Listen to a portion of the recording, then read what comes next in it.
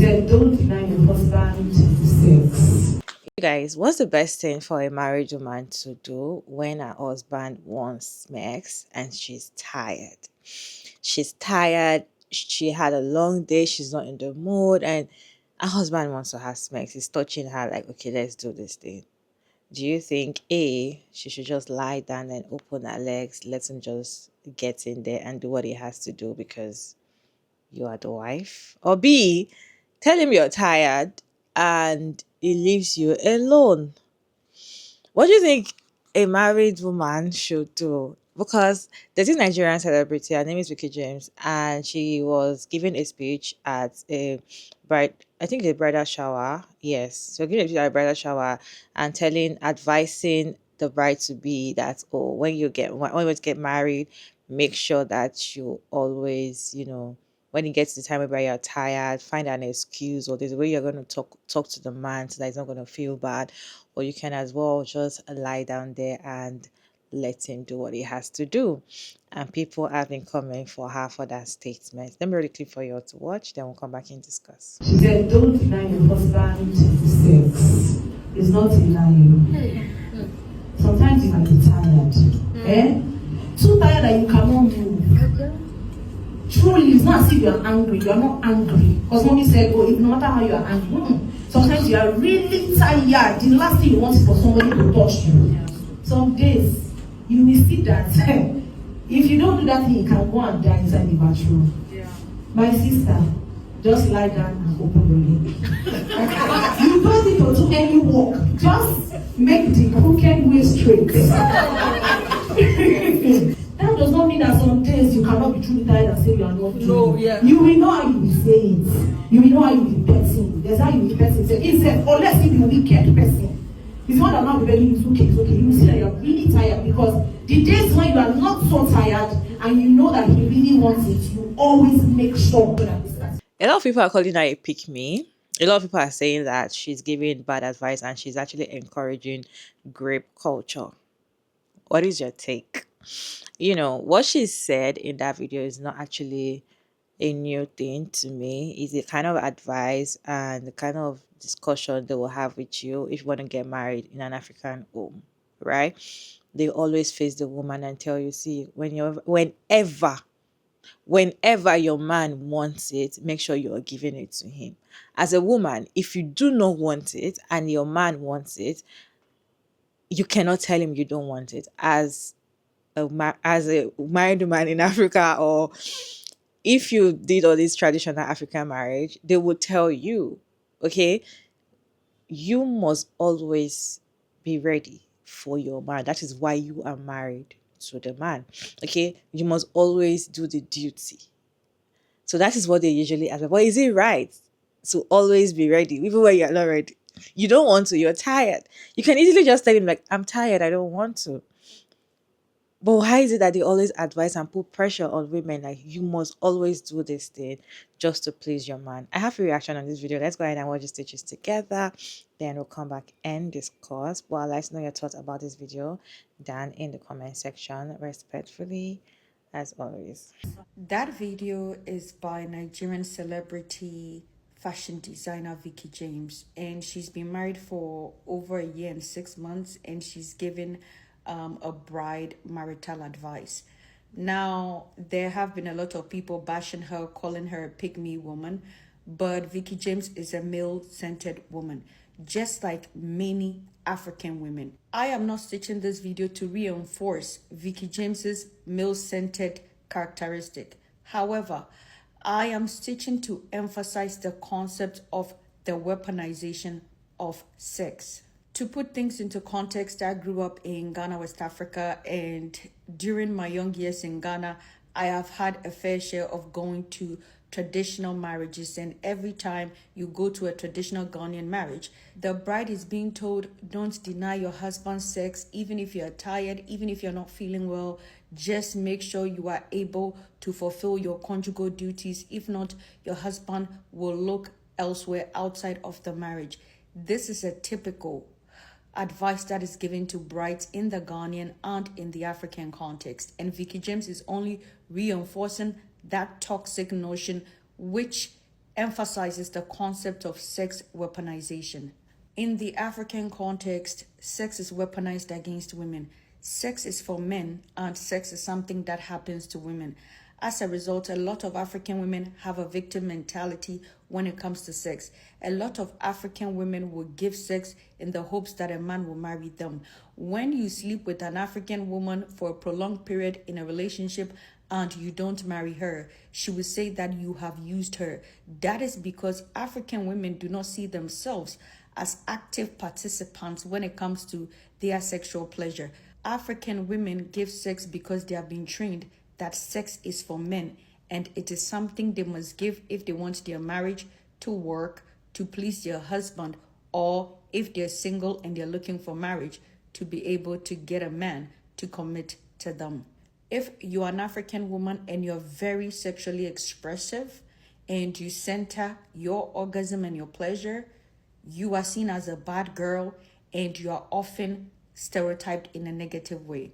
So a lot of African women are not even pleasured in the bedroom. Now, because in most African countries they do not prioritize research, I am going to share a research data based on a study conducted in America. When you look at the orgasm gap, 95% of straight men reach an orgasm during intercourse. However, only 65% of straight women reach an orgasm when over 50,000 respondents were surveyed. According to existing research, between 53% to 85% of women have faked an orgasm. I am sure the number is high for African women because of the cultural environment we are in that does not promote women's sexual expressiveness and satisfaction. My point is, Vicky James's perspective reinforces patriarchal notions because in the African context, sex is for men and not for women. Women's sexual needs are always relegated to the background. So telling a bride or a wife-to-be that if she is even very tired or she's not in the mood, she should still fulfill her conjugal duties by allowing her husband have intercourse with her is a highly problematic patriarchal talking point that oppresses and subjugates women's sexual pleasure. Dear African women, you are a human being. Sex is not something that happens to you. Sex is something that happens with you. Center your pleasure. Learn to communicate what gives you pleasure in the bedroom, and most importantly, tell men what they are not doing right in the bedroom. Most men walk around with an overestimated assumption about their performance in the bedroom. As a result, a lot of you are not reaching your peak. Most importantly, we must begin to open this discourse to talk about the psychological and emotional components of sex when it comes to women. As a husband, if you want to engage in intimate activities, make sure that you are being nice to your wife, you are being attentive, and most importantly, you are supporting your wife when it comes to domestic activities so she's not overwhelmed and tired, and at the end of the day, you still pounce on her asking her for sex. So we must open this conversation to talk about how women's emotional and mental needs need to be consistently met in a marriage, and men creating the environment where their wives are in the mood and also their wife's orgasm and sexual pleasure is centered. My name is Dr. Zita. I am a sociologist. If you're not following, guess what? Hit the follow button. Oh, Vicky. Like, to be such a successful businesswoman is sometimes hearing you speak is very disappointing. It's almost that anytime I know that you're about to say something, it's about to be disappointing. What happened to, okay, you want to give your friend advice, no problem. First of all, there are some things that you say inside, like between you guys. Not everything that you say, I don't know if it's the fact that you just know you want to trend or whatever, but anyways, long story short, how about when we are giving newly married women or women that are about to get married advice like self-love? Make sure you pour into yourself. Make sure you take care of yourself so that you also have love to give. Make sure you prioritize self-care. I'm not saying selfishly. Of course, as a married woman, You have to take care of your home. You have to take care of your husband, take care of the kids. But you also have to prioritize taking care of yourself, because how else are you going to basically run a tight ship? You cannot pour from an empty cup. Every time sex this, every time you guys give advice on marriage, oh, make sure the man is this, make sure the man is well fed, oh, make sure his clothes is ironed, make sure this is not the 50s. Most of the marriages these days, the women are working, the men are working. So at this point, I'm not even saying everything should be 50-50, but you guys are so male-centered, it's disgusting. I advise women to pour into themselves. And I promise you, there will be more happy marriages and long-lasting marriages, because most of these people, everybody is just angry inside their marriage because they cannot talk. When your man is tired, you don't go pushing for erection. When your man is sick, you don't usually get honey. You're more interested in getting your man better. You're more interested in getting your man up and running. When your man is not in the mood, you tend to find yourself wondering why. What's happened? What's happened? What have I done? Why is he not in the mood? Oh my God. You try to talk to him. You try to, just, leave him alone so that he can get himself back to be your man, your really nice, functioning man. You don't go start pulling his penis to get up. You don't go start forcing yourself to ride on him. You don't do that, do you? Do you? So why would anyone advise a girl that is just getting married, her bridal shower, that whenever she's not in the mood, her husband wants sex, she should just lie there and open her legs? Unune a goof. Do you understand what you're trying to say? That it's no work lying there. What does it's no work mean? So lying there and not doing anything while he humps on her dry, she's going to end up with bruises the next day. What do you mean by she won't do anything? She should just lie there. It's definitely her body. If she's not in the mood, which means she's not wet, which means there's no lubrication, which means it's torture. It's no more lovemaking among couple. It's now someone humping dry on you.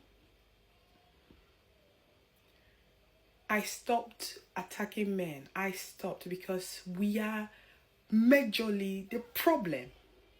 Majorly. Is women still talking trash and shit, saying, just stay there, lie there and open your leg. And when the man does it as you want, you start crying victim, crying foul.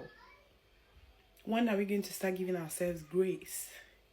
When do we have empathy for ourselves so that the men will have empathy for us? When? Please, nah. God, I beg, nah. I feel like the first thing first is you guys should ask yourself, what is SMEX? Why are you having SMEX? Is it a duty or for both of you to enjoy it? Okay? If you're having SMEX just to please another person, not yourself, you're having SMEX for the wrong reason. You're supposed to be having intercourse with your partner because even you yourself, you're enjoying it in a way. Right? If he's doing it the wrong way, you should be able to tell him that when you do it this way, I enjoy it better. That is why he's your partner. It is not everything you do just to please a man. It is not everything you do just to make sure your husband, is okay. What about you? Do you care about you getting satisfied or enjoying the process? If you're tired and all you just want to do is lie down and do it, are you going to enjoy it? Do you feel like you're doing a chore? Do you feel like it's a job for you? If it feels like it's a chore and you cannot say no, and you're afraid, or if I tell him no, he's going to be angry, then there's a problem. I remember a story time of a woman that was talking about abuse in her relationship, that she didn't know it was an abuse. We've done the video before. She didn't know it was an abuse, that her husband, whenever he wants to, have sex with her, he always comes to her and cuddle and touch her and all of that. And if she doesn't want it, she kind of like she does not want this night. He leaves her alone and stay far away. That is when he just press his phone, and he kind of give her that emotional disconnect, and it kind of gets to her. And because she does not want that, silent treatment and him to get angry, she always wants to put up with it, even if she does not want it. So if you're continually doing something like that, even though you don't want it, and just because you don't want to get your man angry, or just because you're afraid, if you do it to him, he might go out there to cheat on you, then there's a problem. And the thing is that no matter how much sex you give your man in the marriage, no matter, even though you're doing it morning, afternoon, night, 24 hours, even if you are doing it all day long, morning and night, you don't have a job. All you do is have sex with your man. And you're doing all your 360-degree, you're hanging all the silly, you're doing all your, if he's going to cheat on you, he's going to cheat on you. If it's not going to be a good man for you, it's not going to be a good man for you. So that does not guarantee that you're going to keep the man. That does not guarantee that he's not going to look out there. Men, after sleeping with you, can go out there to go and sleep with another woman. After sleeping with another woman out there, can come back home and sleep with you. That is how they do. That's how they, if they want to. Because most people actually say that, oh, there's nothing wrong with what she said, because why shouldn't you satisfy your man? Why do you want him to go out there to look at another woman? And the thing is that doesn't guarantee. If it was a guarantee, okay, but it's not a guarantee that no matter how tired you are, no matter how much you kind of put his interest first before yourself, and you forget that you're tired, you forget that you just want to lie down and sleep, you don't want anything to touch you. You don't want anything inside of you at that moment.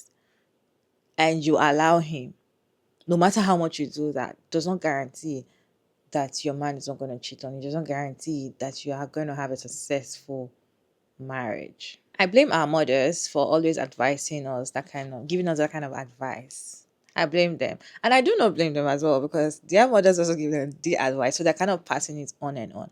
But if you sit down and think about the whole thing, does it make sense? Is it right? It's more or less like a slave. You're a sex slave. You're slaving yourself. You cannot have decision over your body. You just have to, whatever your man wants you to do. Oh yeah, I'm ready to have sex with you. Open your legs and let's do it. How? See, if the man is reasonable, if the man is a reasonable guy, and you see that you're tired, he's not even supposed to come to you for sex. If he even tried to, and he sees your response, your body language, he should leave you alone and allow you to rest. And that should not piss him off. That should not make him be like, oh, I asked you for sex yesterday, you're tired. I asked for sex last week, you're tired. It should not piss him off, because if he's reasonable, it should know. And I'll say, because if he's a man that comes back from work and is tired, a man that is very tired, you can't force him to have sex with you. You can't force a man, your husband, to have sex with you if he's tired. When a man is tired, he's tired. There's nothing you can do about it. But why is that when a woman is tired, she can just lie down and receive it however? And there was one creator that was saying that sometimes you might not actually want it because mentally you're tired, and once the thing entered inside your VV, and you start feeling it, then you're already in the mood to continue doing more and more and more. That's a different thing entirely. My own is that you are tired, you did not want it, so you allowing it is more or less like, I don't want to use the word grape. I don't want to use the word grape, but it's more or less like you're like, I don't care about how I feel. I don't care about if my body wants it or not. So far, I just want to make you happy. And because I'm married to you, you can do anything you want to do to my body. And that's wrong. Because when you think about it, like when you really, really think deep about it, it's really wrong. Why is it wrong for women to say no to sex with their husband, but men can say no to them? You remember the pastor that came online and was saying that his wife was not attractive to him anymore, and his wife was begging him for sex, and he was unable to have sex with her because he's no longer attracted to his wife anymore until he took her, and until he spoke to a mentor, and she took him to the hotel and decorated the room. That was when the whole thing, rejuvenated or whatever he said his wife was begging him for sex for years. that can, and the wife did not cheat. He didn't come and say, oh, those years he noticed that the wife was having some. No, the wife did not cheat. If you as a woman let your man beg you for sex for 1 day, it's opportunity for them to go out there and cheat, and they will not blame you. So I kind of blame society. I kind of blame our mothers, and the kind of how would I put it, what they're actually putting into us women. Like, you must always satisfy your man, no matter where you are, no matter. In fact, when they tell you when your man wants it and now, like from the back, make sure you're doing it. They also advise women like that, like, he's your husband. He has autonomy to your body. He has the right to do whatever he wants to do to your body. Especially when it comes to Christian wives, they kind of tell you that your man, your husband is your body, or he's the owner of your body. So when you want it from the back, you give him from the back. Saw a video of one creator was saying that if they tell her to come and advise women that are getting married, probably women are not going to get married. And that's true, because what kind of advice is that to someone that is just getting married, that telling her indirectly that anytime, anyhow, anyway, you must always open your body, your legs for your man, even if you're tired. And if you cannot open it at that point, always look for the way how you're going to talk to him in a way that he will understand. Like, is he a child? Do you need to tell him that you're tired? You went out all day and you're stressed, even you engaging him your day to day and you're stressed, and you got home and you had a nice bath and you just want to lie down and sleep, and he touched you and your body's like, like, common sense should tell your man that my woman needs to rest. Probably the next day I'll try again. Common sense. But no, they're gonna come because they feel like they have the right. And the men always do this because they feel like, I have the right over your body and I can do anything I want to do whenever I want to do it with you. So open your legs. And even some men will even advise you that, don't worry, you're not going to stress yourself. Just open your legs for me. Let me go in there. Sometimes, you guys, you wonder, why are people actually getting married? Because at the end of the day, when we say marriage benefits men, this is one of it, okay? Because even you as a woman, if you're not enjoying this mix, you are still going to open your legs. Let your man go inside and do whatever he wants to do. When he's done, he gets up. What kind of sex is that? Why? I feel like sex should be enjoyable. Like, I don't know, maybe. What's your take, you guys, on this conversation? I'd like to know your thoughts down in the comment section, respectfully, as always. It's your girl, Mariah Davis, and thank you so much for tuning in. I hope you enjoyed this one. Please like and share and subscribe, and I'll see you in my next video. Bye, guys.